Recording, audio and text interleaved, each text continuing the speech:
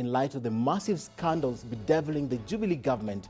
My guests put this in context, even as Kenyans say no to the housing levy, which has yet again exposed the inconsistencies in the government's explanation, even as Huduma number registrations come closer to you. On Toonside, a reaction on an artistic impression, and on Timebar, we take you back in time to the period when William Ruto and Raila Odinga will take a bullet for the other, literally.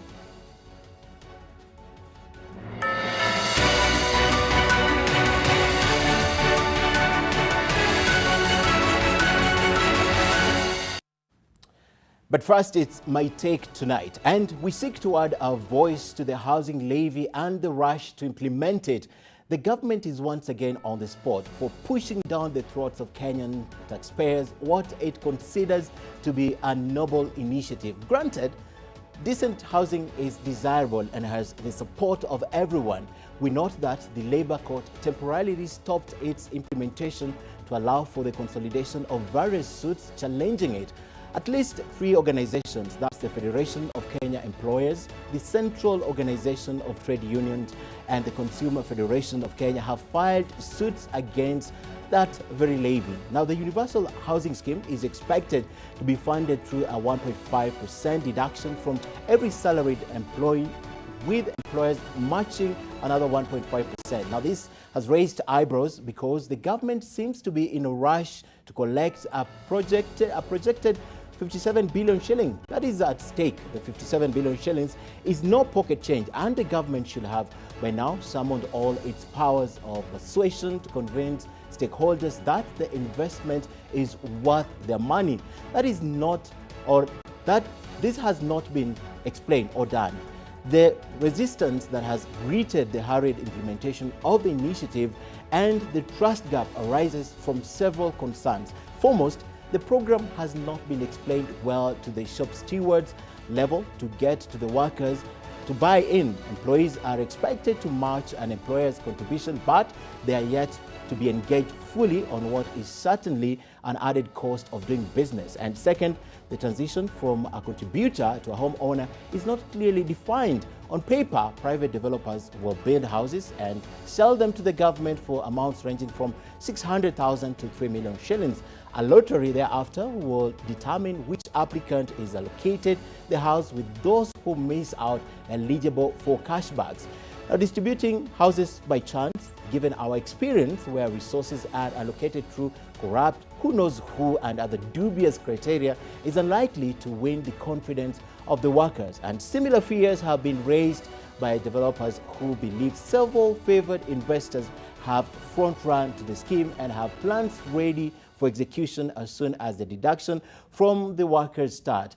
And mega corruption, which has bedeviled government initiatives, undermining citizen benefits, cannot be wished away. In our view, to get broad buy-in for this initiative, the government should stop proposed deduction until the courts rule on the pending cases, and the implementation should be detached from President Uhuru Kenyatta's 2022 exit. The last thing that taxpayers want is a housing fund going the path of planned, just like the National Social Security Fund and the National Hospital Insurance Fund. Our quote of the day is summed up in 6 words from Winston Churchill: the price of greatness is responsibility.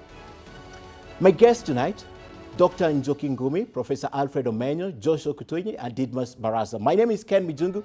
Welcome to our program tonight. Join the conversation at NTV Kenya, at Ken Mijungu. The hashtag, as always, is Sidebar. Right, welcome, ladies and gentlemen. And let's begin the discussion. And a good point to begin is that statement by William Ruto, and it has 4 areas that I want to talk about. He talks about destroyers, he talks about party spoilers, he talks about destruction, uprooting the railways, and of course, splitting friends. We know what's happening in Jubilee imminently. They say the Jubilee party has split. Let me begin with you. You are seen as Team Tangatanga, faction of Jubilee party. This confirms that the party has inevitably split. That's why you have a faction, 2 factions, right? Not really. You know, from where I see it's not a faction. This is a mainstream Jubilee. But we have a small group of people who have formed a caucus, a lobby group or a movement to stop the deputy president from being president. And you see, real men will form a lobby group to campaign for themselves or to campaign for their candidate. But cowards, men who are more or less like women of 19th century, because a modern woman has transitioned, will form a group to stop their fellow group. Who are these people? Who are you referring to? It's a group called Kieleweke. It's a small group of people that who are being puppets of a senior government officer from office of the president that are being given small money to move around some parts of this country over the weekend, undermining the deputy president. And I want to tell them that if they are men enough, let them campaign for their candidate. Because ideally, I'm a Christian. There is no way God can involve himself into bringing another man's down.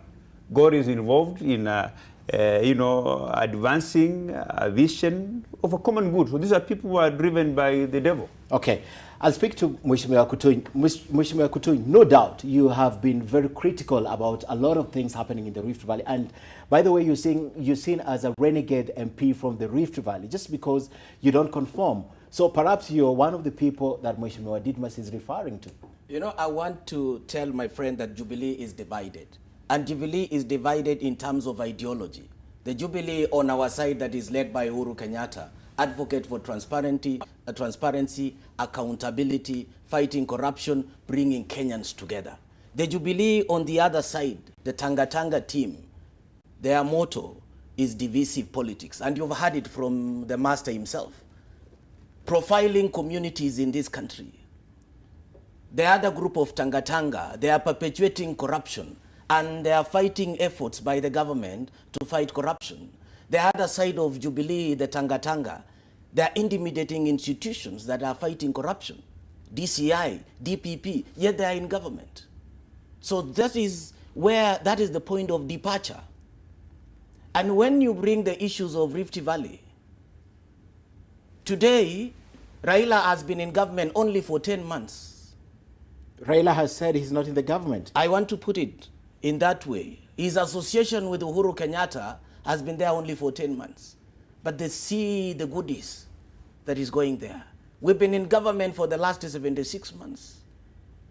If it means being a renegade, by pointing out the failures by the people in system, their failure to help the people from the rift. The farmers were not paid.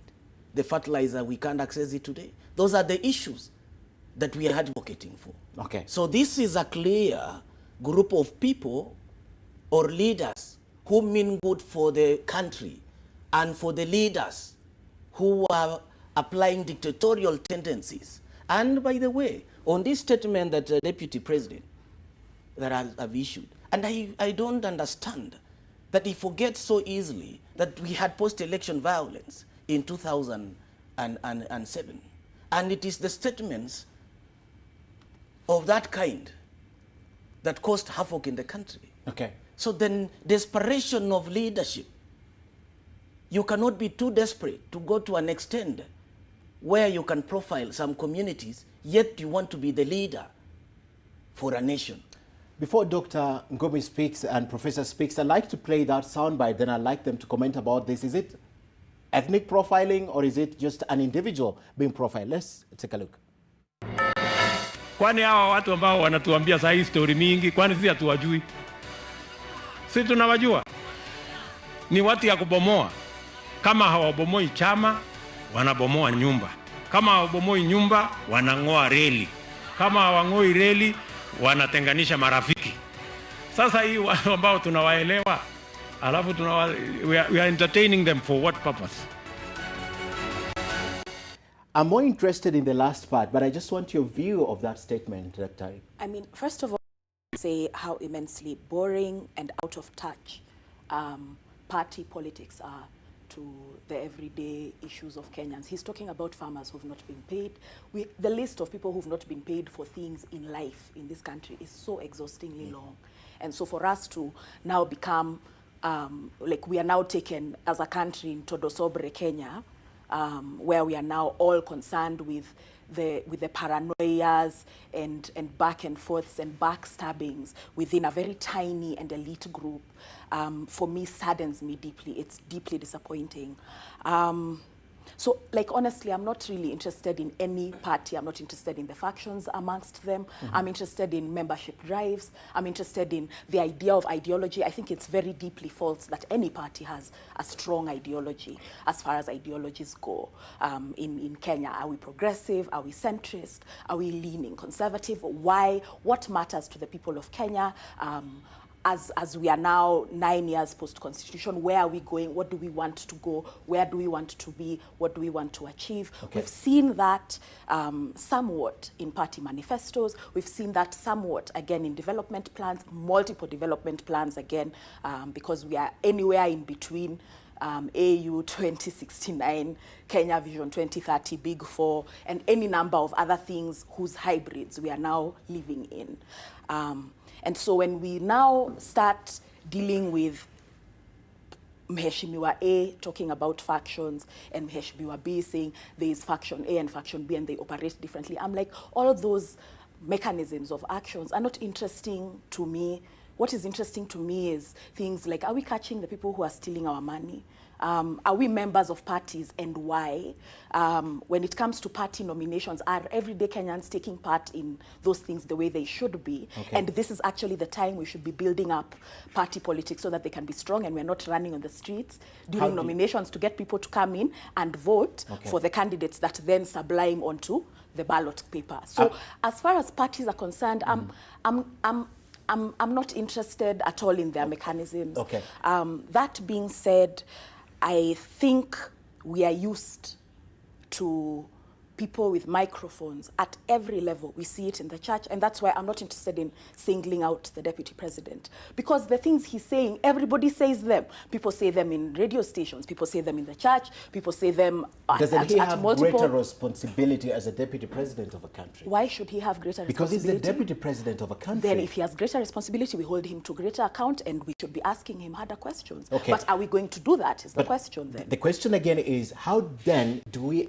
avoid politics? And yet even the fact you're talking about, we should be investigating. No, you're not listening to me. I'm not saying we avoid politics. Okay. I'm saying we avoid the trickery and nonsense of political party mongering, as opposed to focusing on the things that Kenyans really want to see moving forward. I'm not interested, for instance, and that you people as the media, you're the most culpable when we open the paper and we first see Jubilee, NAC, whoever, another party, 6 pages in, that's when you start seeing things happening to Kenyans or things happening for Kenyans. The other thing that you guys are fans of is disappearing money. This is the only country in which money disappears. Disappearing for what? Okay. Has money ever disappeared from your pocket, vanished, as though voodoo has been done? That doesn't happen. So you're reporting speculative fiction, right? But, okay, I'll ask you that question, but let me hear from Prof. Yes, I think listening to that, you see the bankruptcy in political leadership. It's not unique to Kenya, but I think Kenya is reaching crisis levels. Because anybody in leadership, even myself as a leader in the community, as a leader in the profession and so on, the expectations that come naturally with that particular position. In Kenya, we have a situation where once leaders, where Shimiwas get elected, starting from the president, then the entire citizenry runs after them so that they don't steal from us, so that they don't cheat us, so that they don't lie to us, so that they don't consult us. So as citizens, we are spending a lot of time and energy trying to figure out the next tricks the leaders have to outmaneuver us, to steal from us, and worse still, to cause post-election violence. I mean, Kenya almost got into a genocide situation, and I don't take this lightly, honestly. I am actually one of those people who are totally against any tribalism in this country, and I practice it at a personal level. But was it tribalism? Yes, it was. It was very, very clear when you're talking about who uprooted the rail. It was the Luos. I mean, that is how it was profiled in the media, and the deputy president is speaking to that directly. I think that's totally unreasonable. And secondly, the perception really that is being pushed is that there are two communities in power, so they've got a right to loot and to rape the country. It is wrong. It is not actually the right position. Those who are in leadership must rally the whole country together.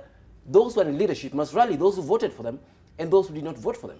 Those who are in leadership must actually deal with these issues that we're talking about. Lock up all the thieves who are stealing our money. As a taxpayer, feel angry at a personal level. Some of those same leaders feel like the money that is lost is nothing. And I think this part of the problem with this country, that we assume that immediately you get into a position of leadership, then you've got a license to commit any crime that, that is in the book, from theft to rape, all the way to genocide, and you'll get away with it. We must hold our leaders to account. Our leaders must also hold themselves to a higher standard. Okay. Ken, we are slowly converting this country into a rumor-mongering country. When every day we open our mouth and we are saying money is lost where? Today, I can only say that money was lost in the transaction of the Roraka land because I've seen a report by the Auditor General, and that he has indicated clearly that money was lost.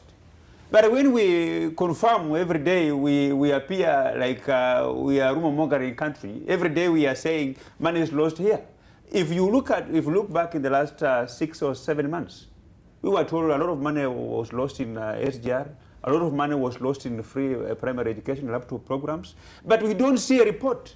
So we must mature to a level where we can only confirm that yes, money is lost in this department because we have seen a report by a if somebody comes and loots from you and there is no report, will you say there was no theft? But you see, you cannot come on the national TV and say we have lost money. We have lost money where? And based on which report? You will be a rumor-mongering, and I mean, when you are a professor, you are a person who is respected in academia. You're supposed to make tangible. With all due respect, you're the one who's actually advancing rumors because you're saying money was not lost. Where is your proof? You must point out. I'm particularly interested. Where is the money? This money is lost. Anyway, in the thing he said about the Auditor General gave a report that said money was indeed lost. For me, the word I'm querying is lost. Mm-hmm. National money doesn't get lost. It doesn't get lost. That's No. That's like coins have dropped from some large state pocket. Yeah. So that doesn't happen. Okay. No, it happens because in this report, same piece of land was bought by the same government more than 3 times. So now, my interest then is what has been done to make sure that things like that don't happen again, and what has been done to make sure that the person who came and bought the second time and the person who came and bought the third time, we know them, we know their names, but my discussion, these things are tangible, and that's my point. Money getting lost is like a speculative fiction, but the things as far as money moving is a documented. What should we say about money that we can't account for? That it was stolen. It's stolen. Oh, so we said it was stolen. Correct. No problem. Let me hear from. But you can only say money is stolen if you have a report and you have evidence. So we have to wait for the report. We have to wait for a report. Otherwise, which sources are you basing on to say money is if it can be accounted? So if the money isn't there, it's just not there. Then what do we say? It's not there. How?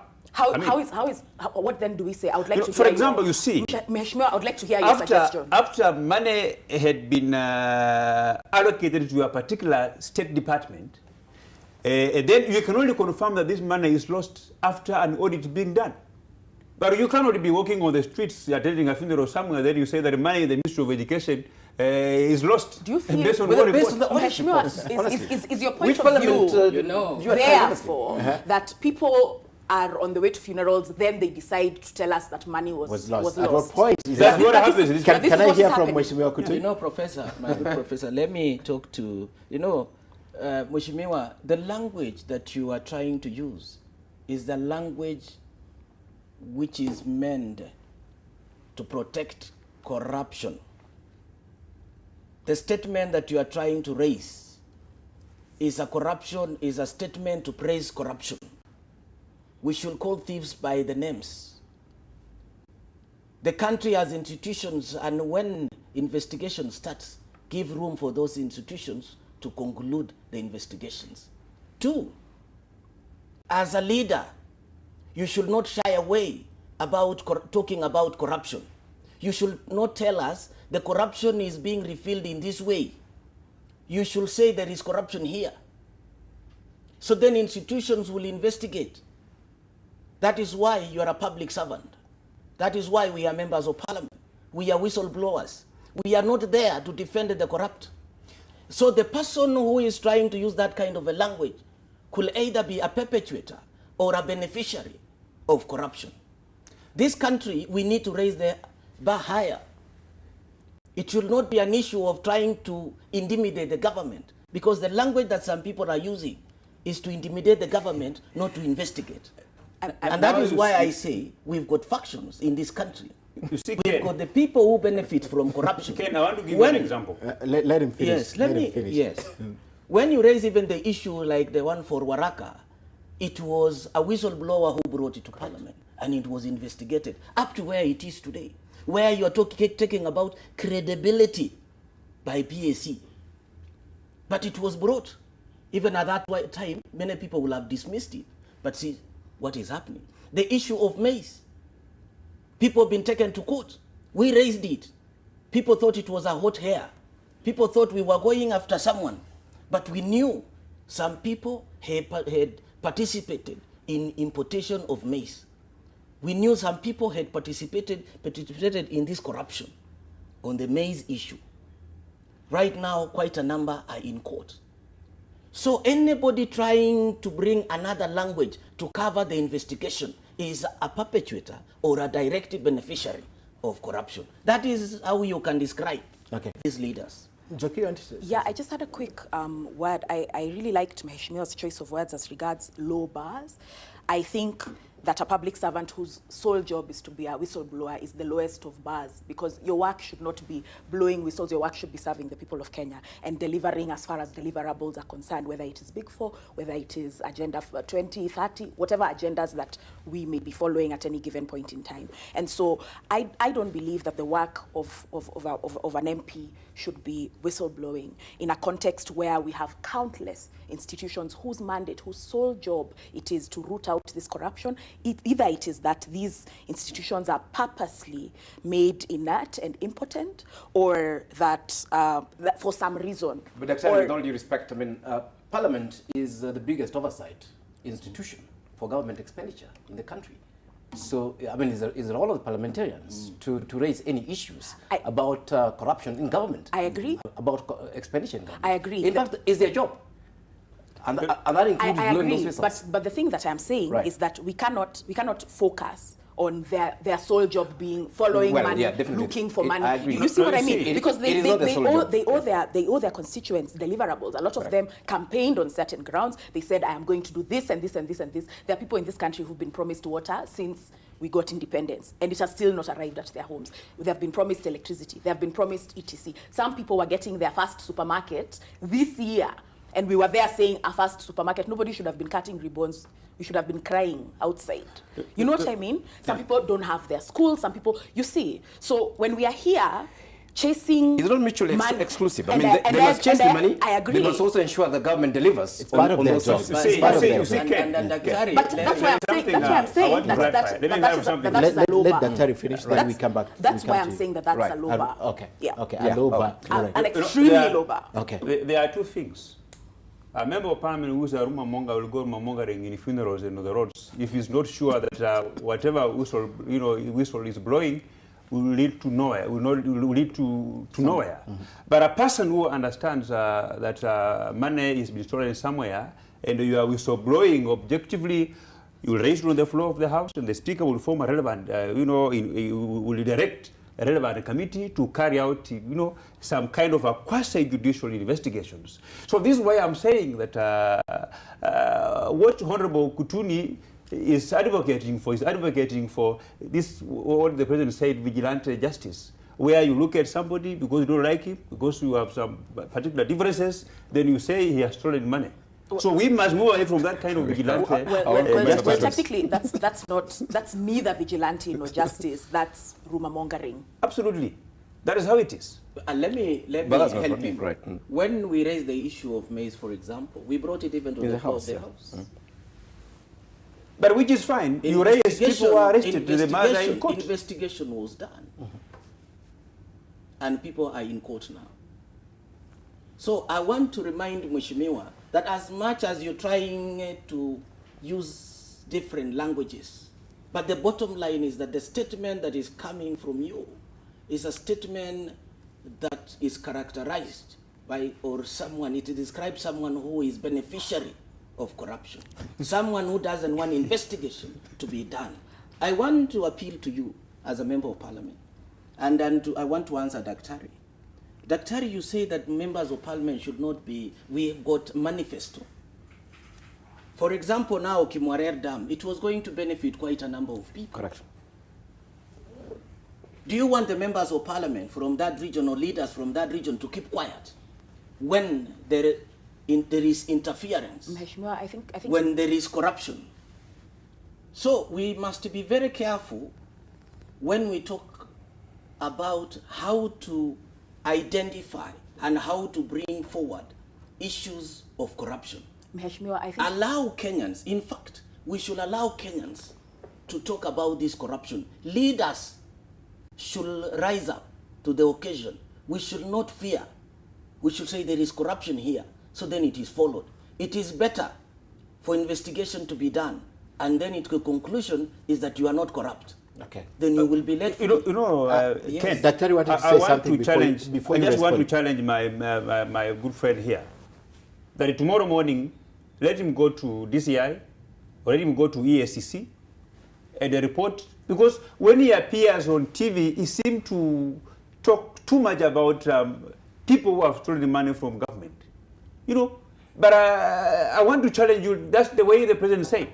Go to EACC, go to DCI, and they report those things that you are saying, those people that you are saying, that you are insinuating they have stolen money. Otherwise, you should close your mouth and shut up. And it's just Mheshimiwa, is this the same DCI that the faction that you support in the Jubilee party stood and told off and told to leave the war fighting corruption to the EACC? Is this the same DCI you want him to go to? You know, I've told him to go to, I've given him options. But the reason as to why we said DCI is manipulable is because the same energy that they have used to withdraw security for members of parliament, you know, it's the same energy that those who manipulated them.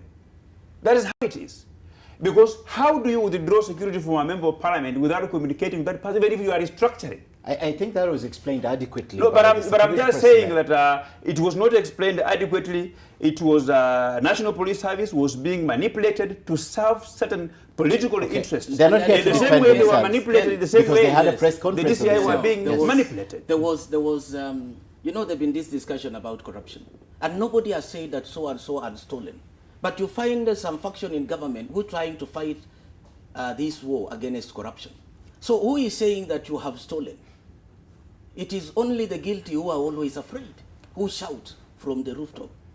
So we are telling them that they should hold their horses. Okay. If this is where they've been benefiting, and the president seems now to be fighting corruption, and perhaps maybe the handshake has given his impetus, they should look for something else to do. Okay. Because Kenyans, they are not ready to entertain those kind of leaders. Daktari. Yeah, I think maybe three things. One, I think, Mheshimiwa, you misunderstood me. I said it was a low bar. I didn't say that people shouldn't chase all the coins that have disappeared, or notes, or stacks, all of them. I just said that as opposed to delivering to the people who were promised things, it's an unfortunate use of time. The other thing is that I think we should probably discuss the housing levy at this point in time. Otherwise, we'll circle. Wait, but I need a last word. We are taking We'll a break. circle around We this need for a very last long word from the period of Prof time. before we discuss And the Kenyans housing want levy. to discuss that. Yes, So. housing, yes. Prof. My position is very simple. Corruption is in the public domain, and Mheshimiwa, I don't agree with you. Any matter in the public domain, I don't think you can actually come and tell people that the only time you can discuss it is when you've arrested the thief or something like that. This is a concern of every Kenyan, and it should be discussed in every village, on every street, in the marketplace. It should be discussed everywhere. In Parliament, it should be taken to China if that's where it has to end. It is our concern, is our taxes, Mheshimiwa. It is our taxes that are being stolen, and we must feel bad enough about it. And corruption will bring this government down, actually. It can't bring this government down. It's services. It is children dying in hospitals. It is me being asked to send M-Pesa for, to treat people whose money has disappeared in government. So you will not gag us You will not gag me as an individual. I don't belong to any party. You will not gag me as an individual. You can tell me the rumors, but I don't care. I will continue discussing those rumors for the rest of my life. I've got a concern for many being ladies and gentlemen, do you realize we didn't even discuss about the comments? Well, let me just make some small comment Yes, in because I about have to 5 take a break. seconds. Yes. This is from a citizen. You know, it's not clear that's- Yes, I know. When I've said that take 5 we should seconds. stop mongering about corruption. Yes. For example, in the last 3 years, if you look at the amount of money the Rumamonga has said this country has lost, then you will wonder Heading to whether 60B. then you will wonder whether Uhuru Kenyatta was presiding over government or a casino where people come gamble. Okay. Go away with money. Your 5 seconds You is done. will ask Wes. some kind of Your question. 5 seconds is done. Time now for a short break. We still have a lot to discuss, right? When we come back, I'd like to touch on one more time, because Kenyans are really concerned about the comments from the Deputy President. Dr. doesn't want to hear about it, but I'd want your input, then we can move to the housing levy and discuss also about the Huduma number, because Kenyans are very skeptical when it comes to this. Time for a break. Sidebar, we'll be back. Laundering money which has been corruptly acquired. And we cannot fight corruption if we do not fight its tentacles. Every weekend, this church 5 million, this other fund 5 million, other one 5 million, one weekend 15 million. And your salary is only 1 million per month. And in the whole month, you donate 100 million shillings. And you don't even show us where these businesses are here. And we are back. I'm sitting here with Dr. Njoki Ngumi, Joshua Kutui. I'm sitting here with Professor Alfred Omenya and, of course, Didmus Barasa. We're discussing a lot of things. But let me put this into context before we go back to it, because Bernard Mukwevu says something, that Kenya is the only country that comes up with $1 billion plus shillings farm, but no crops are grown. Build $1 billion plus shillings dam that stores no water, steal public funds and say nothing was stolen. No people who steal the funds, but arrest none. Shame. I think he puts it into context. And as we conclude this, I know Dr. Njoki, she doesn't want to speak about this, but talk to us about because they're very outraged by that pronouncement from the level of a deputy president. So first, make it clear, was this hate speech or it was just another political rhetoric? Let me say something before the Waheshimiwa, who have a little more context into the person as a man, can speak. My point was not that I don't want to discuss it. I just don't want us to pretend that these things don't exist in context. Okay. When we talk about one Kenya, when we talk about the unification of Kenya, that the breaking apart of Kenya along tribal lines is a project that began with ukoloni. And that the mending of us as a people transcends party, it transcends government. It is not a thing that we're going to achieve in one person's term for any reason, because the grievances are deep, severe, and that they've taken a very long time. Okay. And I worry about this responsibility that is given to one person to be the morals of the nation, right? And that this is not me defending the deputy president. I'm just saying that he's speaking in a context of people who speak like this. This speech is acceptable in many spaces. It is acceptable in churches. These things are said in vernacular. A lot of times they are hidden in different tribal languages and not said in English or Kiswahili. So people get away with saying very, very many odd, different, desperate and dangerous things. And so this idea that he's the problem, and then the rest of us can just kind of stand back and gasp. For me, we're hiding the real issue, and that the real issue is that we still have those feelings, we still have these issues, and that we've not solved them. And I wonder what will. Okay. Understood. And Mheshimiwa, as you comment on that, I'd like you to also mirror in what the ODM leader is saying, because he says churches have become also conduits for money laundering, because most of the ill-gotten money is taken through the church. And I had a story about a church that is given 10 million and 5 million has to be deposited in the account of the person who gave it, then the money is washed. So as you comment about corruption and that language, perhaps you can also comment about that. Okay, first of all, let me talk about the statement by the deputy president. You know, I come from a cosmopolitan constituency. And, you know, my constituency was affected heavily by, you know, post-election violence. So when I listen to a leader of his capacity making such a statements like profiling a particular community, then I really sympathize with this country, with the leaders that we have. I want to remind the leaders who think that way, that they can get into power by using such a statements. This is outdated, primitive way of trying to popularize yourself.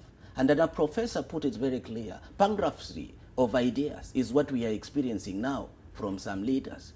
I expected the leader of his capacity to reach out, because you want to be, assuming you become the president, and you make such a statement. Such a reckless statement can put the country in turmoil. So now I want to appeal to the leaders that we must be very cautious of our statements. The leadership, and I want to, to refer to what you had said earlier.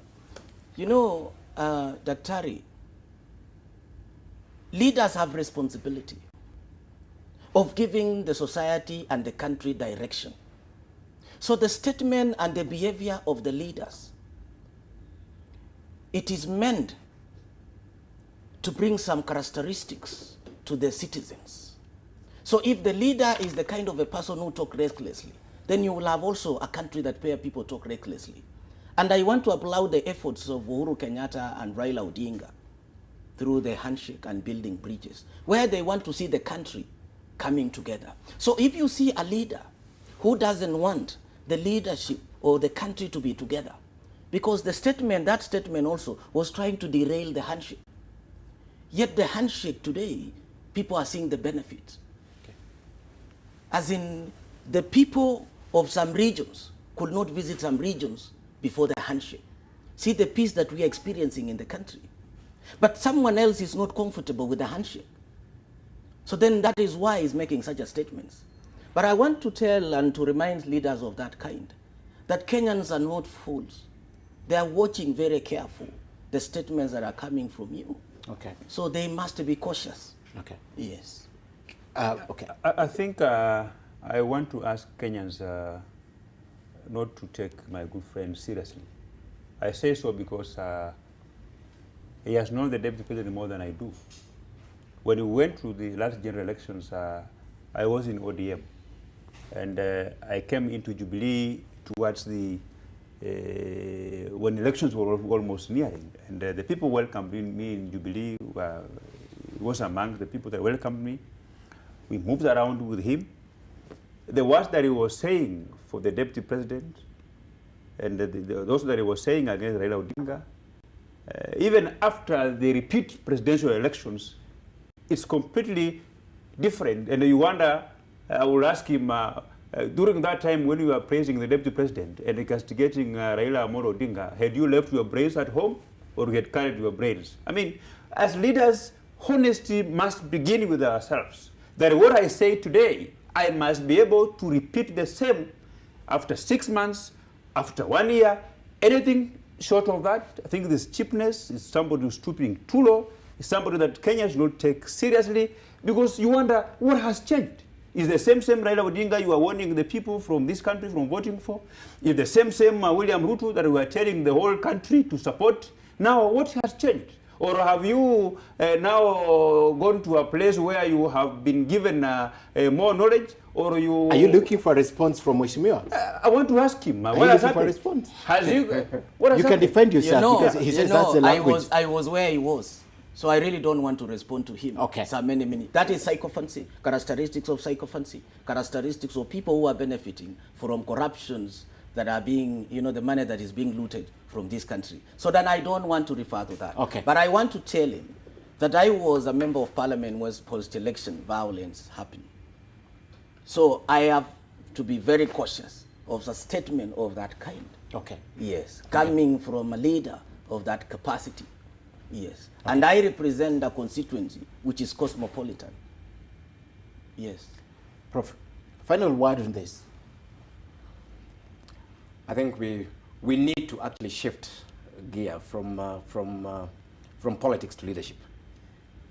Yeah, this country, and I insist, I don't know where we collect these fools from. This country is bereft, is a desert of leadership. We really don't have good leadership. There are very few good leaders that you can point at and say, look here, that one will get us somewhere. A lot of it is simply, positioning to benefit individually. And I wonder just how many cars somebody can drive and how many houses somebody can live in, or you know, what for? I mean, we need leadership. Okay. We actually need leadership, and those are my final comments on this one. All right, we're talking about the housing levy next, but I have a comment here from Steve Ogola, who is a regular in the program and an advocate. He sends me Article 95(2) of the Constitution that mandates Parliament to deliberate and resolve issues of concern to the people, and he mentions looting, corruption, ethnic profiling, and all that. So says progressive leadership must come from that. Let's talk about housing now, and first let's listen to the peers. This housing fund was established in 1967 in the Housing Act Cap 117. And all we did was to operationalize this fund. Now the process of operationalization of the fund went through very intense public participation. Contribution confers a direct right to you. You either get a house, if you don't get a house and retire, you get back your money. Two, if you don't, the earlier of retirement of 15 years, you get back your money. In the process, you still retain the right on how that money is used. You can elect to assign that benefit or confer that benefit to your son so that when they come out of university, they have a degree and they have a house. Even in rural areas, we will still finance you because you still need to finance you to get a house. The contributions that you're making allows us to provide mortgages at 3% for those who are in the social housing. You spoke about categories. We have classified Kenyans based on income. So social housing earning less than 20,000, you get 3% interest, 25 years to pay. Stemming from the outrage that we have seen since this was announced, it looks as though only PS Hinga is existing in this world, and the rest of Kenyans are from utopia. Perhaps that's my thoughts, but let me begin with you, Njoki, again.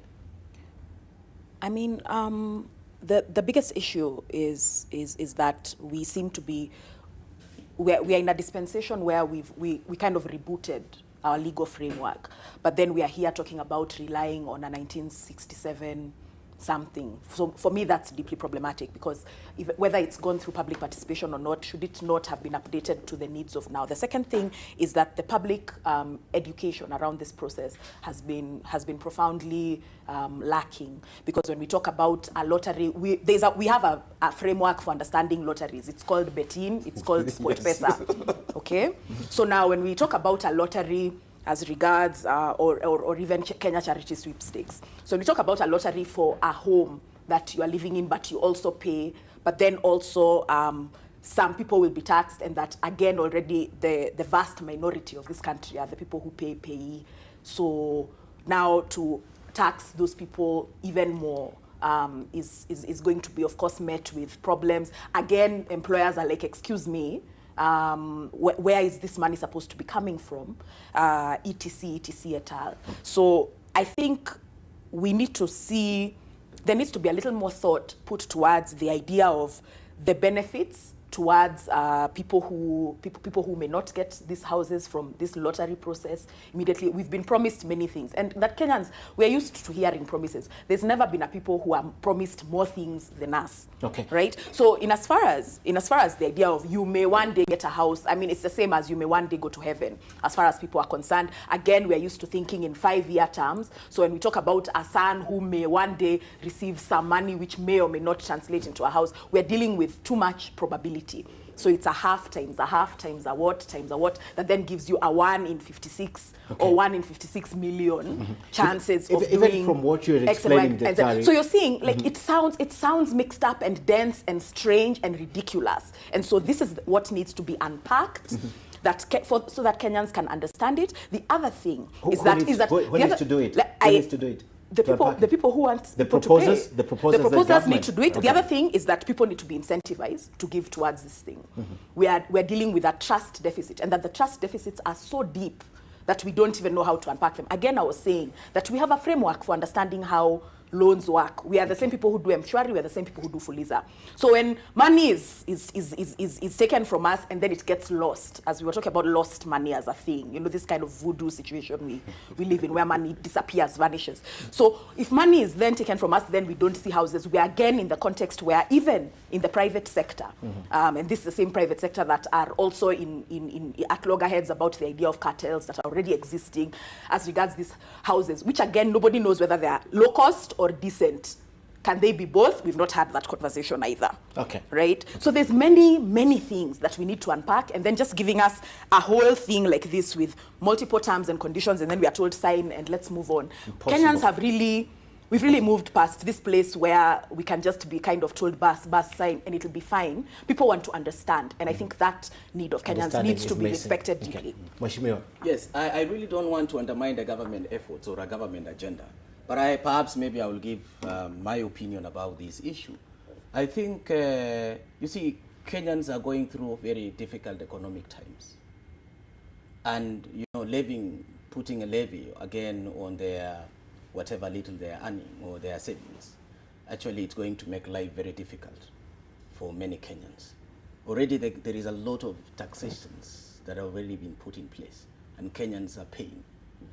Already Kenyans had budgeted for their expenditure. We're already paying loans. And, you know, that's exactly what I'm saying. So additional, again, expenditure, additional levy to the workers for this country, I think at this time, it is not prudent. Again, two, what exactly should government do? I think the people in the ministry should look for something better. Do we really need the low-cost housing, which the government is going to build? Or do we need the government to create an enabling environment where the economy can grow, people can borrow, and then people can also build houses, and then they can buy houses from the market. Okay. So I think what is important here is for the government to go back and to rethink. It doesn't even matter about the ruling that is going to be in court. The matter is in court, yes. We don't want to discuss about it. But I want to appeal to the government to think about it. Okay. At this economic situation, it is not. Although nothing stops us from discussing it, that Right. it exists in Yes. court, because we're not discussing the merit. Absolutely. But let me speak to Prof. Prof, Yes. unpack this for us. Some Yes. argue that 1.5% is Yes. insignificant, and it's based on what you are earning, right? And it's about employed people. It's not about everyone. So unpack this for us. Anyway, you can say 1.5 is insignificant, and then you can say the 5 for NSF is insignificant. Then you can say all those insignificance, if you add them together, you'll end up with 70%, and you'll end up with no money to take home. It is the same donkey that you are getting pay from, the one that you're getting the fuel levy from, the one you're getting the rail tax from, the one you're getting NSF from, and so on, that is also contributing this 1.5%.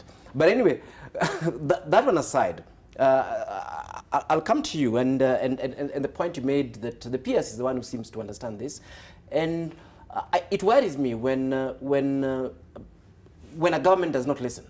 When people outside there, people have gone to court. COTU was there, COFEC is there, FK is there. As professionals, we've said, look, this thing will not actually does not actually make sense, and so on. And government does not listen at all, basically pushing this down our throat.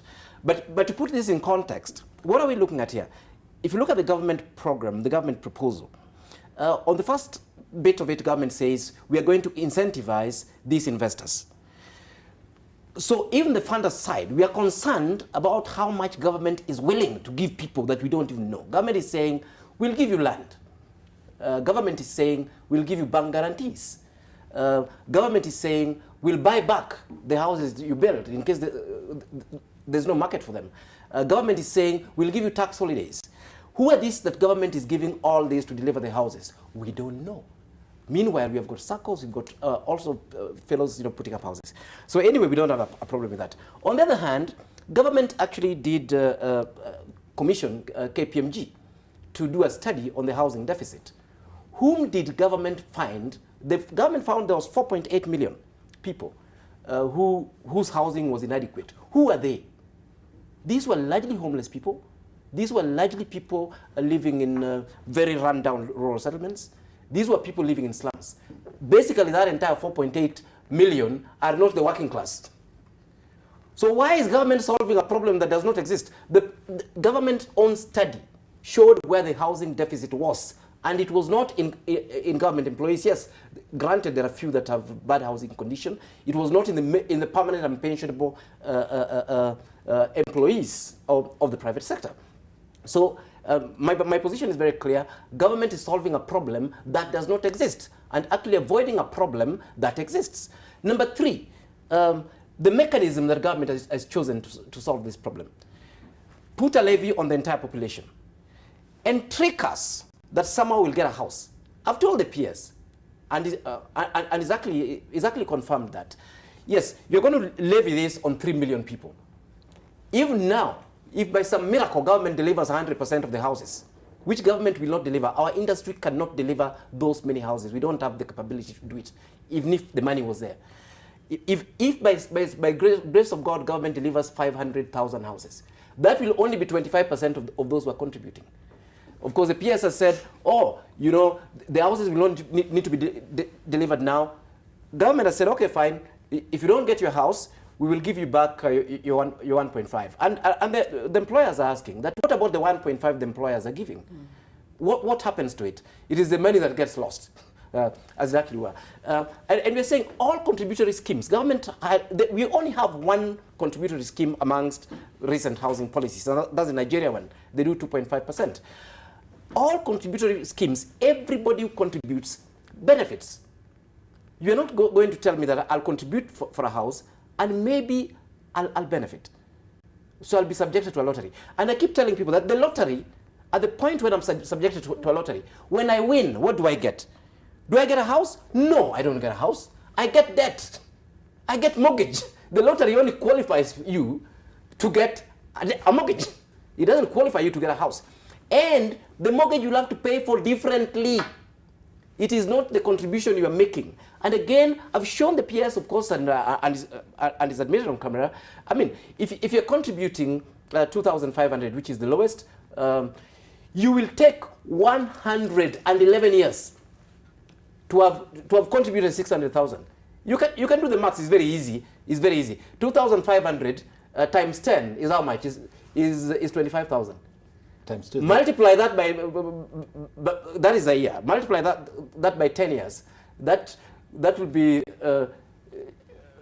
that'll be 250,000. Yes. Correct. Yeah. So we've done the calculation. We've done the mortgage projection and so on. Yeah. I think we'd use the 500. Yeah, which is the lowest.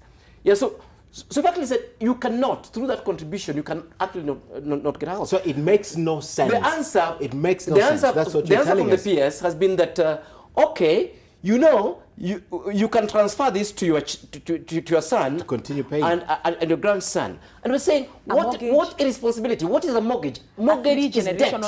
Mortgage is debt. You are saying a child who's not yet born now, you are going to commit them to debt. Okay.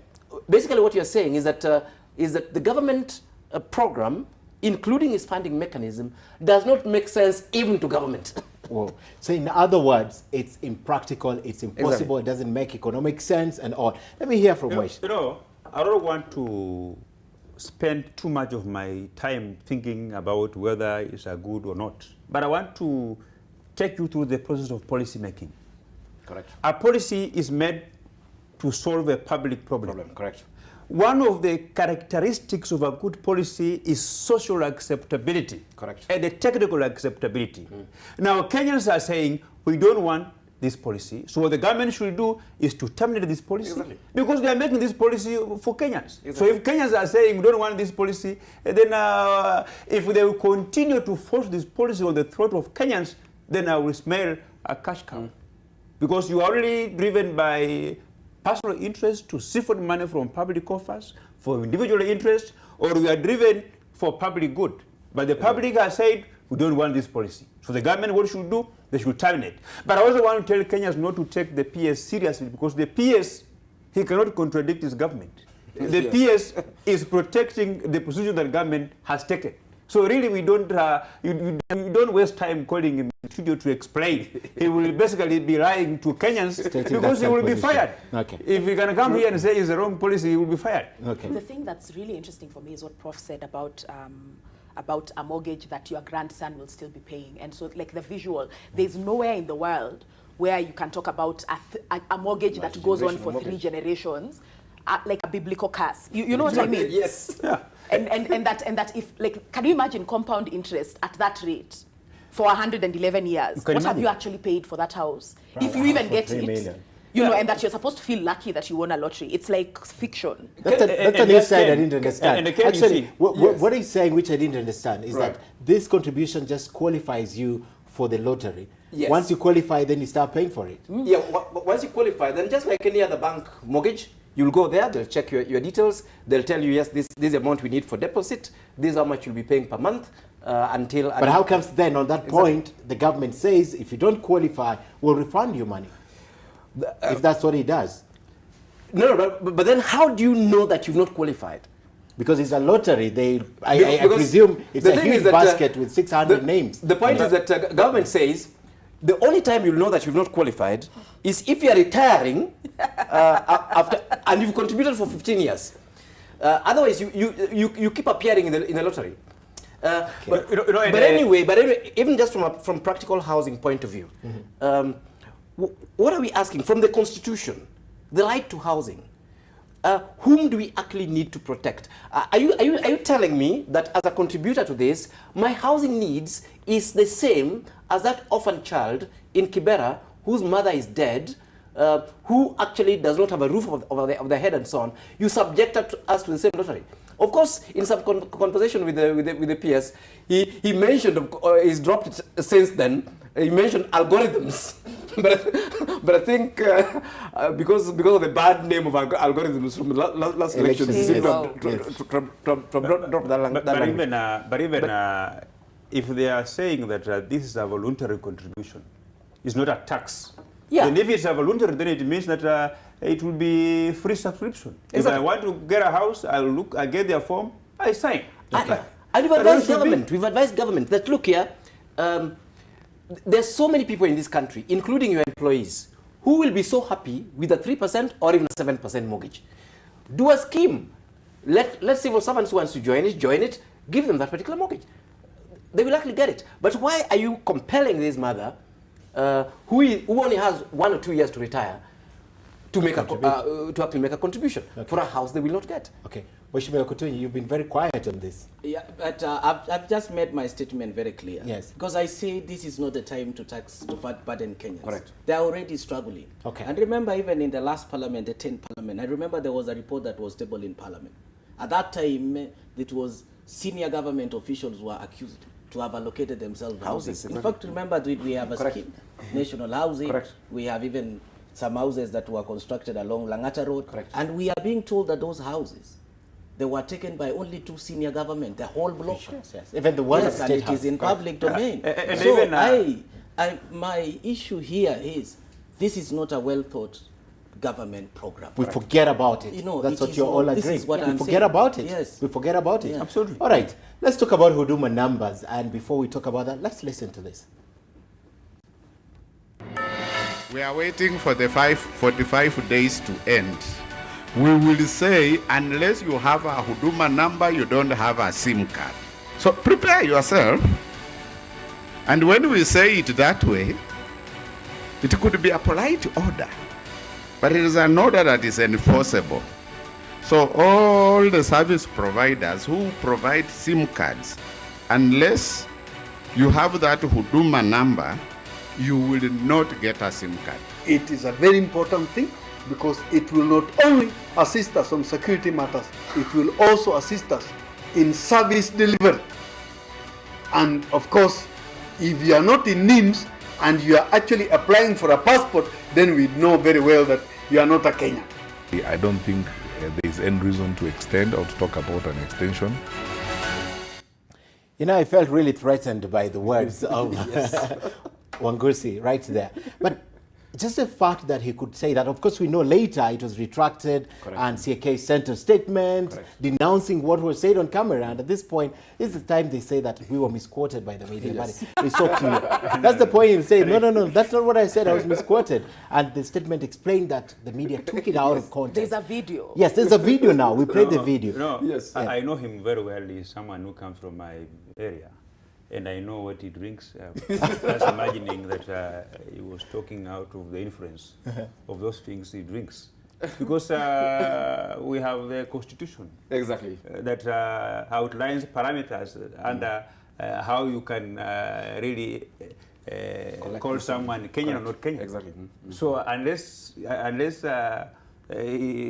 know, he was drunk, you can't say those kind of things. Okay. I mean, the thing that confuses me the most is this kind of three-cop situation that we've been put in, where there's the good cop who comes and tells you, Bas, it'll be wonderful for you, we will have better services. It's like kind of leadership to a land of, it's that Canaan has become tainted now, and I don't want to be accused of leaning towards any particular party. That being said, that's the good cop. Then there's the neutral cop who comes and says, oh, this number is going to streamline government services. So like kind of the logical appeal that it's going to become easier to do X and Y and Z. You will have one harmonized number under which your ID, your passport, your driving license, whatever, and all these other documents that some Kenyans have, others don't have, whatever. There are still Kenyans in this country who don't have birth certificate, they don't have ID. There are people who go through difficult things just to get an ID because their name is a little bit strange, or on that day people are doing it's Islamophobia Day in Nyayo House or whatever it is, you know. So there's that, and then there's the bad cops, and they're the ones who come with the threats. So there's a WhatsApp message flying around diaspora Kenyans telling them, if you don't get this number, you will not be able to send money home. This other one has come and said, if you don't get this number, tutazima SIM card. I'm just like, listen, these messages, these three types of messages cannot be coming from one mouth.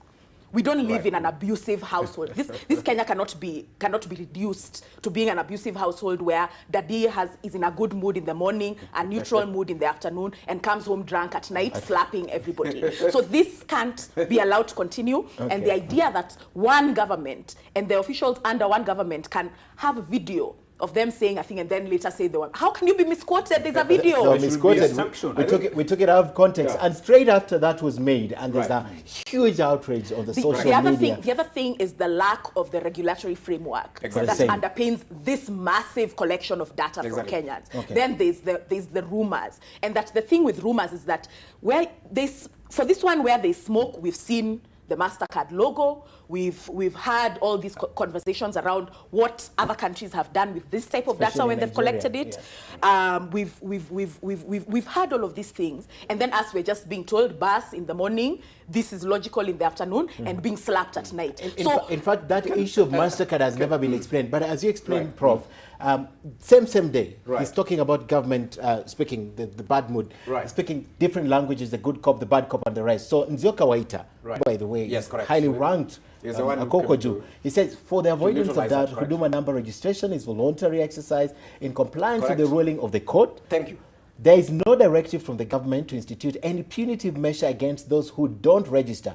More emphasis will be laid on civic education. But I have a problem with this. The problem is this. I have a problem. Let me just say one last sentence, just one. There's a thing that Mheshimiwa noted about the housing levy, where it was said to be a voluntary thing. And that again here we find the same odd word, voluntary, popping up again in the context of threats. So there are threats around the housing levy, and there are threats around this. At the same time, I have a big problem with the way this kind of communication. Correct. If you are a senior government officer, you must communicate through formally. You want a formal communication. These are the people who are bringing confusion. But my problem is this, before you speak, gentlemen, is they said we have 45 days, and last week a senior government official said the 45-day period will not be extended. That's something that is absolute. That's a must. He's telling you, if you don't do it, you will not get it. 45 days will not be extended for the registration. Then you come and say it's voluntary. This is oxymoron. It doesn't make sense to me. But there was a court ruling, actually, on this matter. Just suspending it. It's not indefinite. No, it wasn't suspended. In fact, the court ruling allowed the one for the civil society. Yes. But on a voluntary basis. The one for the human rights. Yes. And the Nubians. Yes. In fact, there were 3 cases, and it was very clear what the court had said. The issues were around data and data security. Another critical issue was denying a Kenyan citizen services because they don't have some number. And on the basis of those 2 issues of data and right to services, that is actually entrenched in the Constitution. The court then said government can proceed to register people on voluntary basis. But then the thinking was that there will be full ruling on this matter, but also that these particular conditions will have to be met. The conditions around data protection and the conditions around right to services linked to this Huduma number. But having said that, of course, I mean, so when you're hearing Wangusi and team, and like Mheshimiwa says, he knows what he smokes or what he drinks. These are people who, even forget about the government directive. There's a court ruling. The court ruling has given some very clear directives, and that yes, it can continue, but subject to some particular requirements. Secondly, Waheshimiwa, I mean, the government had purpose to introduce that NIMS bill in Parliament. I don't know its status. But if a situation where government proceeds, in fact, goes ahead of itself. Without the bill? Yeah, so without the bill, because a lot of these issues would have been dealt with in that standalone just before NIMS speaks, bill. Yeah. There is this that Kenyans have raised concern about the security of the information that we are giving. Correct. The fact that a logo of a private company appears on that card. What is the role of MasterCard on that card? What is it supposed to once their logo appears on a chip, then it means they are the ones that they have access to this data. Okay. So this is a country. And that they are private. Yeah, this is private. Yes, it's private. Yeah. I think the discussion that we must be having about Huduma Center number is what are the benefits and what are the challenges. Why is it that this number has to be introduced? When you go to other jurisdictions, you don't need an ID, you don't need a passport, you don't need a driving license. But you see, here in Kenya, you're subjected to produce like 7 identification documents. Now, there are people who cannot carry their IDs all the time. Why don't we digitalize? When my Huduma number, I can access all government services. So then when I go to the airport, I don't have to produce your passport. Exactly. When I go to the hospital, NHIF, I don't have to produce the card for NHIF. So today you have someone who carries 5 cards, identification.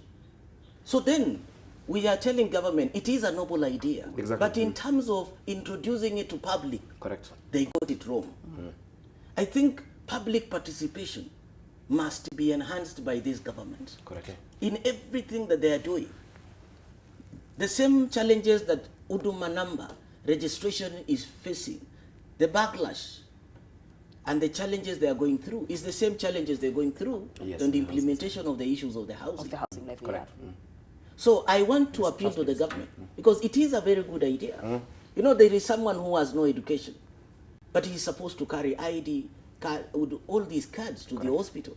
But if he has a number, he has only to carry the number and he can access all the government services. So I want to appeal to the government that more civic education because I don't think if it's a noble idea, it's something workable. And that these two things have to go in hand in hand. The civic education as well as a robust regulatory framework that assures us, with our constitution as the base, that our data is not just going to be sold willy-nilly to anybody. But look at what happened to Facebook. With the data. I already have a unique ID number. Why don't you use that ID number and you map together all these other things?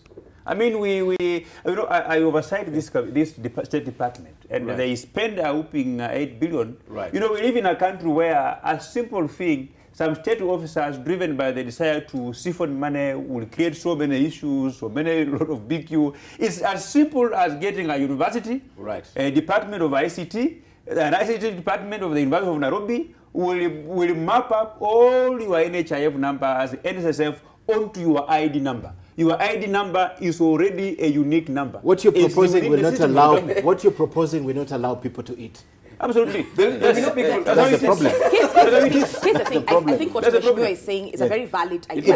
It is. And that's what happened in progressive people are raising issues of design of this process, which is incredible. As far as we are concerned as Kenyans, we are profoundly interested in process. We are profoundly interested in what ideas have gone into making this thing and you see, and what do we then get at the outset. There's one thing that we are already all forced to have. So why don't we start from there? But then again, at the same time, if we work with ideas, there'll be close to 60% of the country. I don't know what the numbers are, but there's everybody under the age of 17 and people who are maltreated by Nyayo House will also not have IDs to will never get the right back home. I want to tell Kenyans that you see, Ken, never get the right back home. There is something which Kenyans don't know. Immediately, Parliament approved this 8 billion. Right. The function of registration of persons under the State Department of Registration of Persons and Border Control under General Kihalangwa. Okay. Yes. But immediately this money was allocated to Parliament, approved this money through budget. It was removed from Kihalangwa to Karaja Kibicho. You know, immediately overnight it changed to Karaja Kibicho. I mean, the problem with this, in fact, this is whistleblowing. I mean, personally, for me, at least this money has moved budget lines, or it's changed from one Excel sheet to the next. It's not, as far as we are concerned, it has not evaporated. Has it been reported to have evaporated? Are there rumors that it has evaporated? As one of the oversight committee. There's money, yes, exactly. He's gone through that. You're back to us. It's back to us. Go ahead. That's why we should have begun. Exactly. You're back But here. you see, I have facts, I have evidence. Did we wait for investigation? I'm not. At the back of every Kenyan's mind, Yes. What a lot of Kenyans are asking is, where's the catch? You know, we have that trust deficit. Where if government is doing something, either it's to hurt us or there's some people who are going to steal, even if you're doing. When we use the analogy of an abused people, I don't do it in jest. I'm not doing it like. It's a good idea, actually. Yeah. I'm not doing it like. But then the way it's being introduced, and that if we tie this idea again together with the thing that I said earlier about how we're people who have been promised many things to make our lives easier, which have never come through. The only thing, the only thing, you know, say for me and him, but I think I will challenge Daktari and of course Professor, that, you know, next time when you come and when we have these kind of issues, then you come also with a bit of, you know, application in other jurisdictions. Correct. And it becomes examples, you know, so then you can help. Correct. You know, because all what we are doing here is, what is the application, or perhaps maybe the government policy at the moment? Right. Is it, to what extent is it going to be the beneficial to the Kenyans? In terms of enhancing, in terms of enhancing, you're right. Yes. In terms of that what government is doing. Let him finish. In fact, in terms of enhancing security. Correct. Yes. Remember, this country today, someone can just commit a crime and just get away. Correct. So, how do we check all this? If it's going to help enhance security in the country, then it is something that we're going to impress. Mheshimiwa, what we are asking is public participation. I don't think there's anyone who resists a novel idea. I completely agree but with otherwise, public participation is an integral component of our constitution. Exactly. It is only that it is not well elaborated. Exactly. And we were thinking in Parliament and that we need now to define what is public participation. Exactly, yes. What are the perimeters of the public participation? And all policies must emanate from public opinion. Yes. Exactly. Not from an individual who has just returned from the US, sitting somewhere in government and says, this is how we were doing it in the US. You know, gentlemen, when you speak about public participation, I remember this forum where the former governor, now the Speaker of the Senate, was speaking, and he said, I hope things have changed. You know, during that time, you call a few of your friends, and then you sit with them, and then they tell you what you want to hear, and then you say there was public participation. So when you talk about defining public participation... Here's the thing with public participation. It's that it is a characteristic of a democracy. And that the main characteristic of a democracy is that things have to move slowly. You don't force them. At the cost of getting as many opinions as possible, the cost of consensus, it is high. It is high, and that even one of the things that I said I was going to do when I tweeted that I was going to come here was to ask why was the title of this conversation Democracy at What Cost? Because we would be in the same place, but with unilateral decisions of a monarch telling us that we have to spend on Huduma number, we have to spend on a housing levy. We would be in the same kind of place. But here, because of our constant, and that's why, in this matter, I'm a real optimist. our constant aspirations and practice towards democracy, which has been even more helped by the idea of devolution. Public participation has to happen. That it takes long. You can't hurry it. Okay. That if people don't understand a thing, you have to go and explain again. That Yes. civic education must be done. Okay. If a thing is too hard, it means it has not been unpacked properly. Don't you realize you're opening avenues for spending more taxpayers' money? But we agree to have money spent on ourselves to understand where our country is going. That's not a problem at all. Okay. The thing is that our monies cannot disappear into somebody's pocket. That's not what we want. But if our money is spent on us, so that we can know what we want, that's okay. That's never an issue. Green Shop has just reminded me of something as you comment on this. What happened to the e-citizen and the problem they also had with that system? You remember e-citizen? Yes. There's a day you log in. I logged in into the e-system. They have all my details. Why do they need this? So what happened to that system? I just want to completely disagree with my Honorable Kutuni and Daktari on one basis. Okay. They have said that other jurisdictions are doing this. But I want to tell them that you cannot compare the economy of US and the economy of Kenya. Nigeria is doing the US, it. Nigeria is doing it. Forget about Nigeria, they have very many problems. But you know in the US, let me finish this file, let me finish. You know in the US, there is no American citizen who doesn't have water. In Kenya, we have people who don't have water. So we must first begin by ensuring that Kenyans have the very basic human needs. Then when you have enough money, then you can begin to talk about these kind of things. The first thing I want to tell Mheshimiwa is that Nigeria have an oil money budget. Yes. So we're not comparable even at that level. And that also in America, not everybody has access to clean water. To clean water, yes. So we're already in a place. Also in America, one man is not one vote. So we're already in a place where we're not comparable. Yes. It goes to the issue of design. Yes. Like you're saying that the design of this should have been better, but also that in fact, like Dr. is saying, that there should have been public participation, because a lot of these issues, the questions would be raised, and eventually, it is not a problem actually stopping government programs. No. In fact, of course, I mean, I know we haven't spoken about that, but Malaysia stopped their SGR and saved the country 60%. Money is running into. I think Yeah. So the questions about the design. Of I think Mheshimiwa here is an issue of objectivity. Yes. It is not an issue of becoming emotional, even on this kind of issue. But it's necessary. I think the issue is that let us see the advantages and the disadvantages, and then we arrive into a common position. Correct. Saying if it is an issue of public participation that was not undertaken, and then here is this issue of we need proper information as far as citizen of this country is concerned.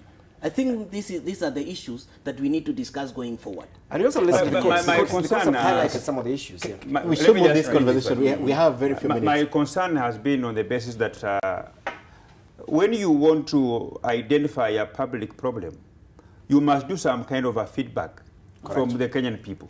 Where you go and do a barasa somewhere, and you are telling them that the government is offering this and this and this and these services, and Kenyans will tell you that on these services we are experiencing this particular problem.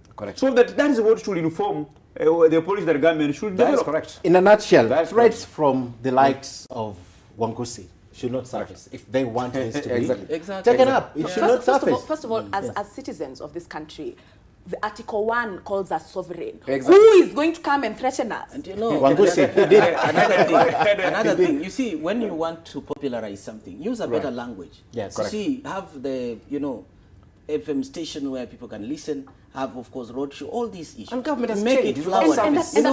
Make it encouraging. And the thing with make it attractive to Kenya. And the thing with this state is that, and that with our government, is that we are very good at public education. We do it well when it comes to health. We do it well when it comes to education. People understand vaccination. Yes. You don't have to have gone to school to understand mtoto anaenda kupata chanjo. You don't have to have gone to school to understand that. So even these things, they have to break them down. So they must be delivered. So that we understand them completely. Great. And the government runs on policies and procedures not rumor mongering, threatening people. and this kind of communication. But you must know that Twitter is becoming mainstream and official way of communicating. Yes. Ask Donald Trump. Of course, that is what I wanted to tell you. Yes, it's becoming mainstream. Even when you are communicating, that is how to communicate nowadays. Yes. But you communicate, you tweet something that is anchored in policy. You don't tweet something that doesn't exist. Honestly, I agree. You agree with this? Okay. Donald Trump tweets things that are anchored in policy. You don't tweet something that doesn't exist. Really? This one is anchored in the policy. Really? No. Okay. We can't discuss about it. We can't discuss of your stature. It is also important to use the right language. When a senior government official, when he makes a statement, as in you cannot also raise the issues outside. You know, like someone has taken something. You see, these are, you know, you can imagine what if it is you. Because how you have been talking, just it is very important. Because how you've been even raising statement, someone can doubt if you had passed somewhere before you came here. You know. So, and even your eyes is showing it is a bit red. Can we move on? I am only making, I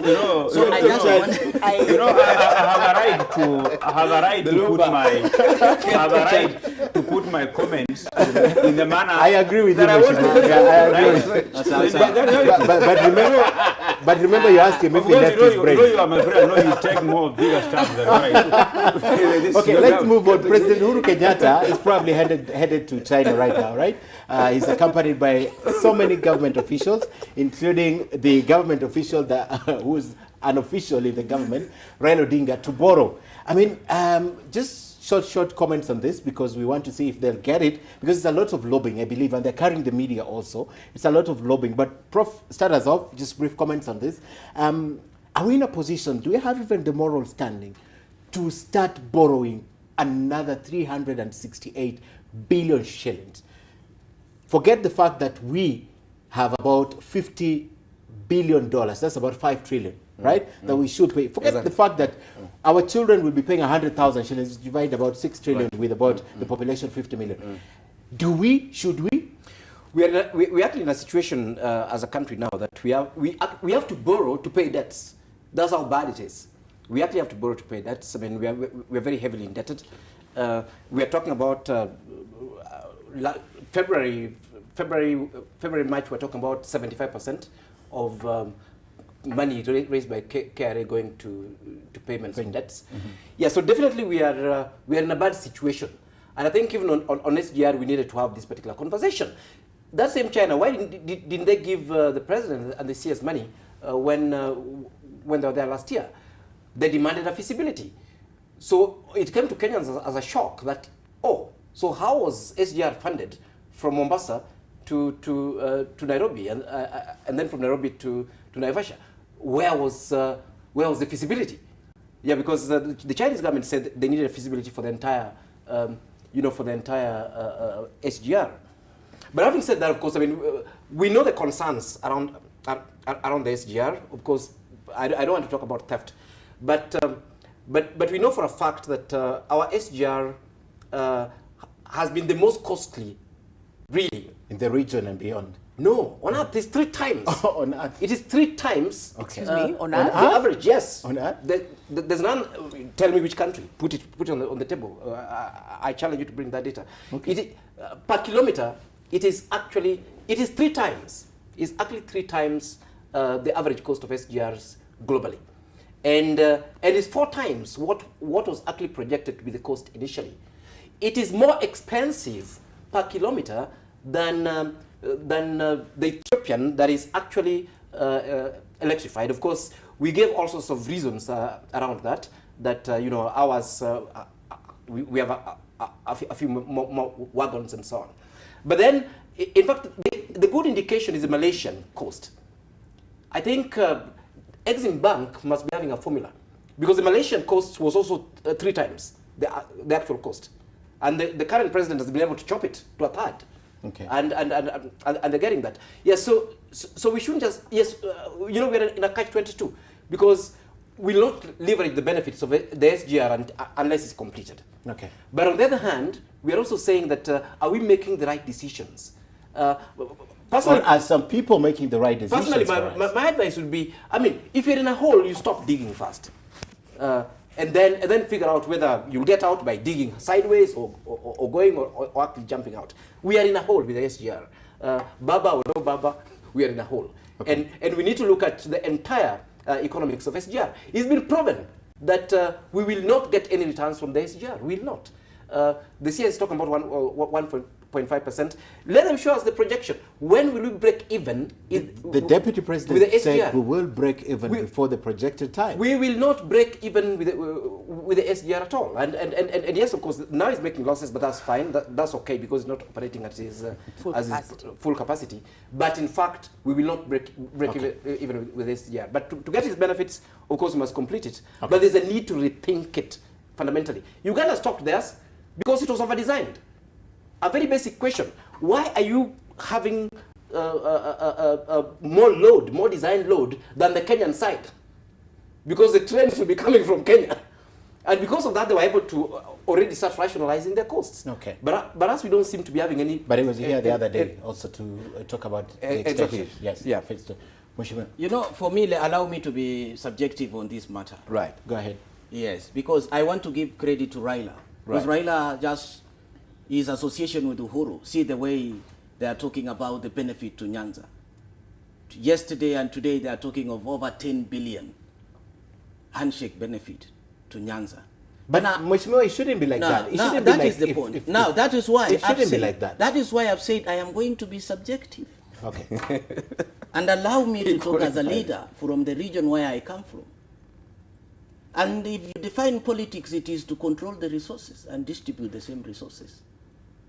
Then it poses a very big question even to leaders whom we've been in this government, right. Jubilee. Today, when I go to Eldoret, there is no single interchange. Single interchange. There is no. We've got only one bypass. When you go to Nandi, there is no single bypass, Nandi County. If you go to Elgeyo Marakwet, there is no single bypass in the city, in the town. In fact, the roads that they are being made there are low volume. If you come to Trans Nzoia, the county where I come from, there is no bypass. Now, the question is that, have we been sleeping in the government? Has someone been sleeping in the government? Have we not been mobilizing resources for the people, for our own people, for the benefit of our own people? Raila coming to government or association with Uhuru and the way goodies are going to Nyanza, then it brings the big question again. The other day, farmers were complaining. We were not asking for 5,000 per bag. We were only asking for 2,300. But you had senior government official from even our region, senior government official, telling us that the government is not going to pay 3,200. You better plant maybe diversification, plant avocado. Okay. Today, we don't have enough fertilizer. A large-scale farmer is being given 40. A small-scale farmer is given 1. Yet we are here when we are in the system. Someone comes and you see the benefit. 1 year later. The little money that comes even to the region for the construction of dams. Instead of constructing the dams, they've already taken down 7 billion. It's missing. So I want to give credit to Raila. This is real politics, and I talk as a student of politics. For taking the rail to Nyanza. And a lot of other things. Playing economic politics. Yes. Okay. Because people are saying we are now seeing the benefit of being in, but the handshake. Do you remember last year there was a lot of sentiments also from central Kenya? There's I a agree, group of but that is why who complained about not seeing any benefits. So that is why I said allow me to be subjective on this observation about the issue of the railway from Naivasha to Kisumu. And by the way, there is a question also that is coming up. But can they be the right coast? There is a question that is also coming up. But people are asking now, why not the railway from Naivasha to Eldoret? Who has not been doing the lobby? Yet we've been in government for the last 76 months. Someone has come into government for 10 months and the railway. So I think here is the misplaced priority by the leaders who are in government. I hear you blaming someone.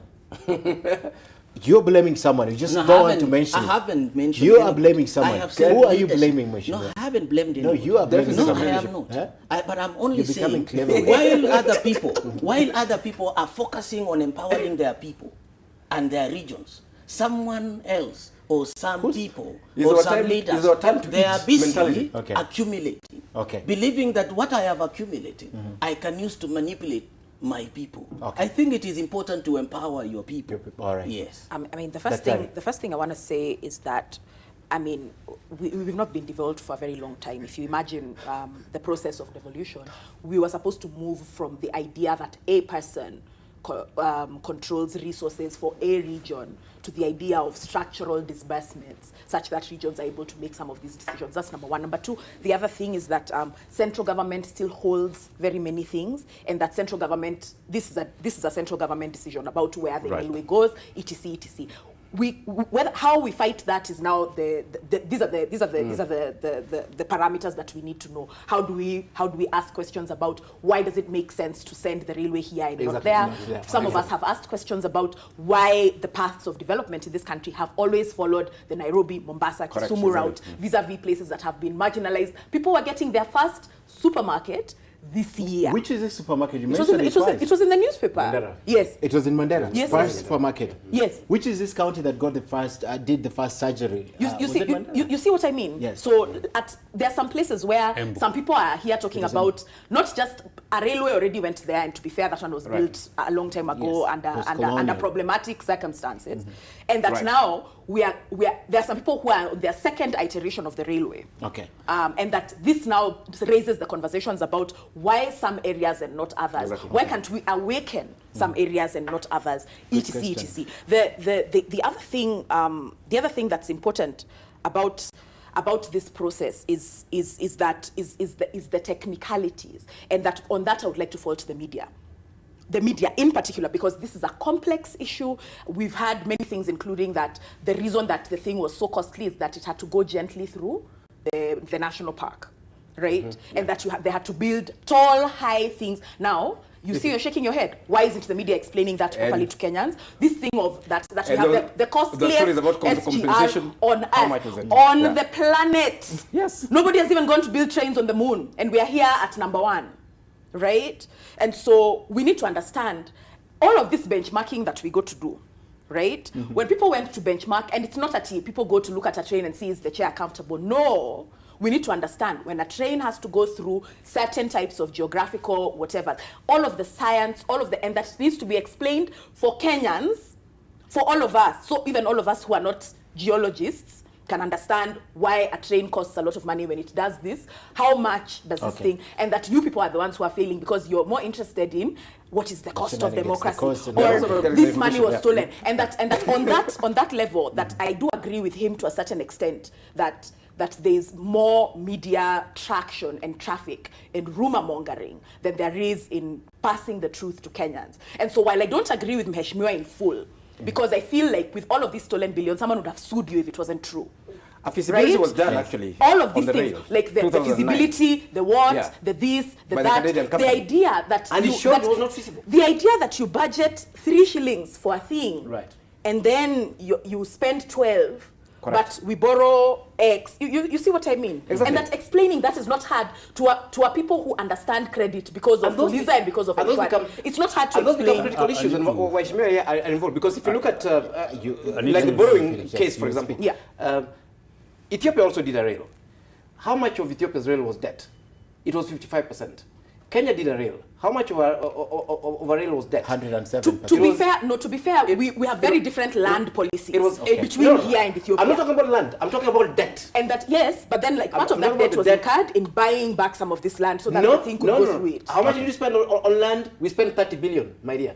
We did not spend the 276 billion. Okay. So don't misrepresent that. I'm confused in 3 aspects.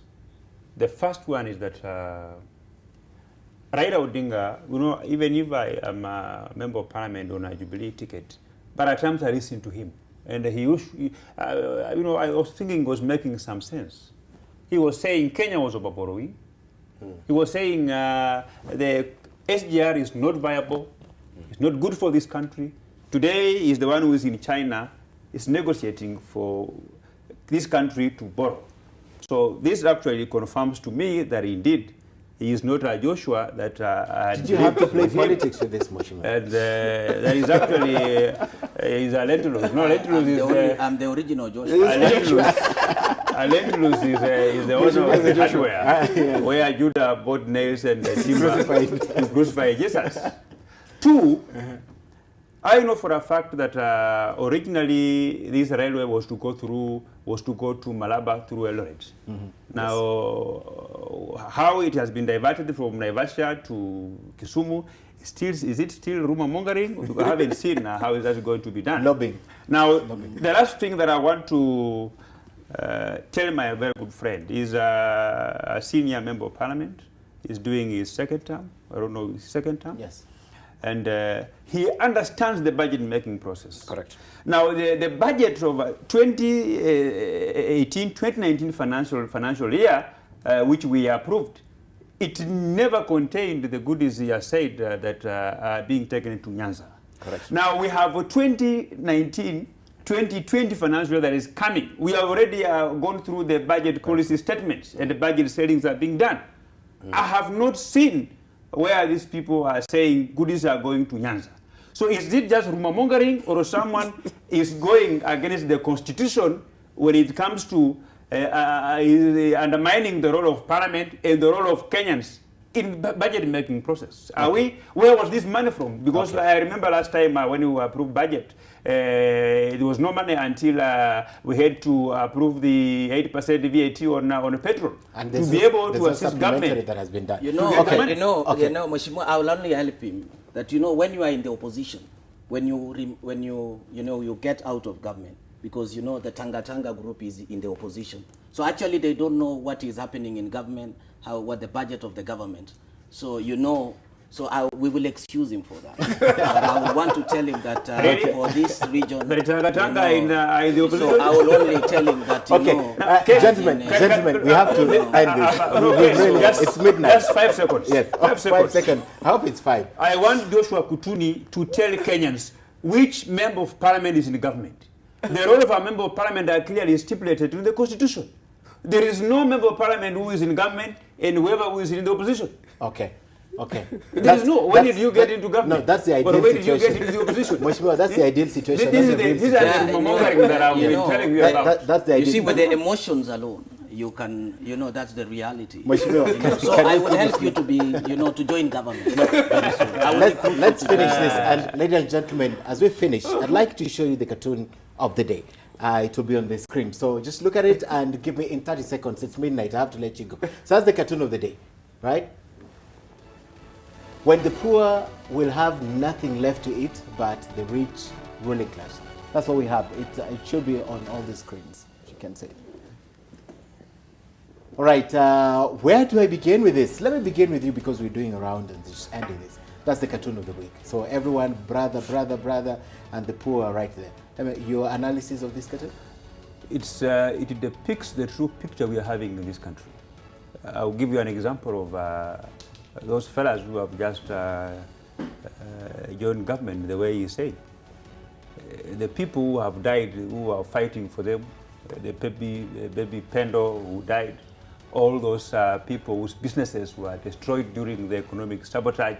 Have you ever heard anything that somebody saying that even if we are going to China to borrow money to do railway from Naivasha to Kisumu, but we need to spare some money to compensate these people because they suffered financial turmoil during economic sabotage and illegal swearing in and fighting and killing. So this is completely what is happening in this country. All right, Prof, your analysis of this cartoon.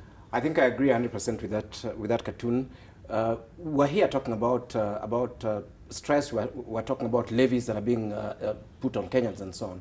And myself, I'm not even in government, but myself, I was just thinking that we are going to have depressed rains. Already we've started receiving those requests for helping people who actually don't have anything at all to eat.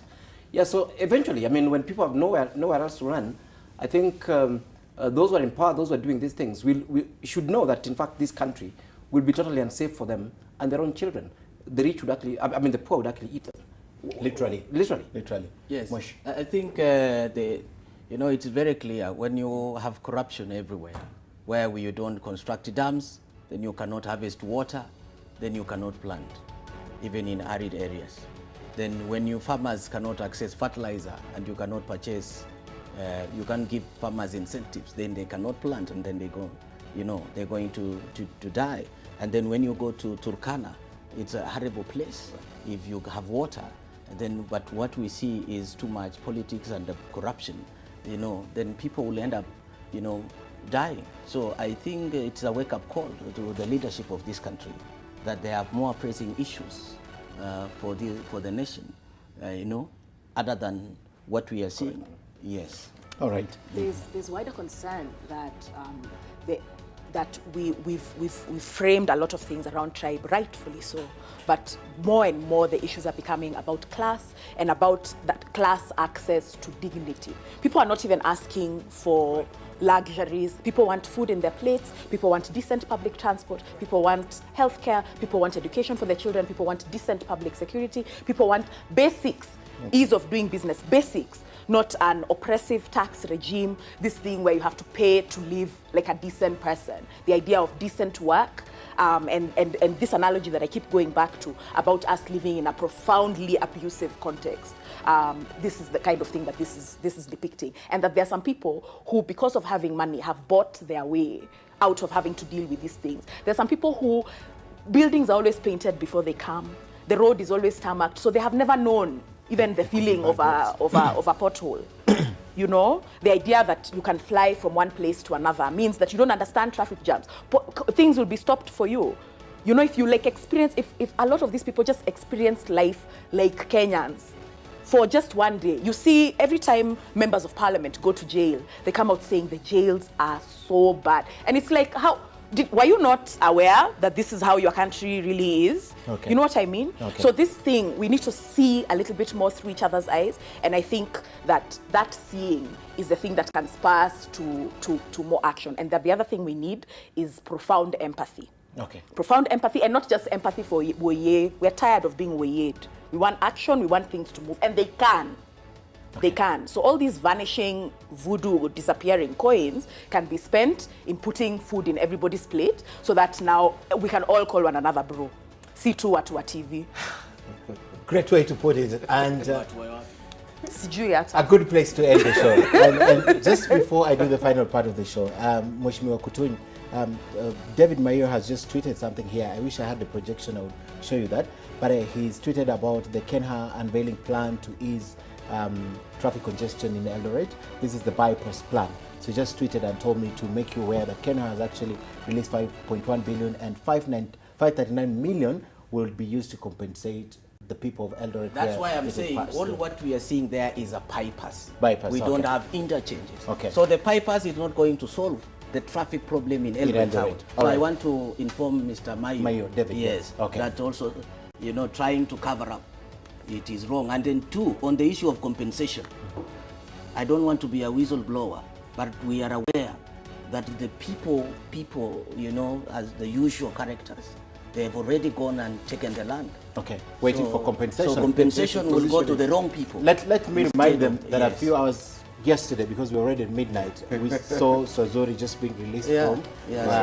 Because of allegations of compensation that were not right. So no fear, so long as you're a whistleblower. Thank you, gentlemen. Let's do the final part of the show. And before, we were talking about Deputy President William Ruto.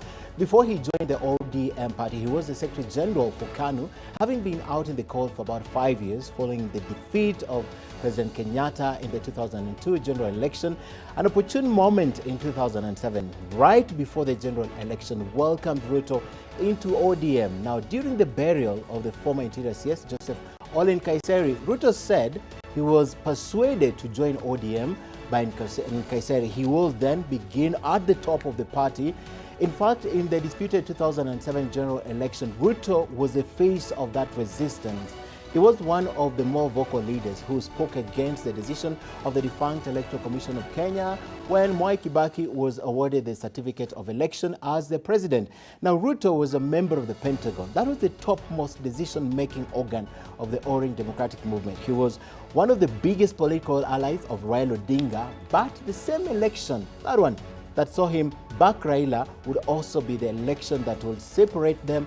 And Ruto has said before that during the formation of the Grand Coalition government, he was promised the position of the Deputy Prime Minister, which eventually went to Musalia Mudavadi.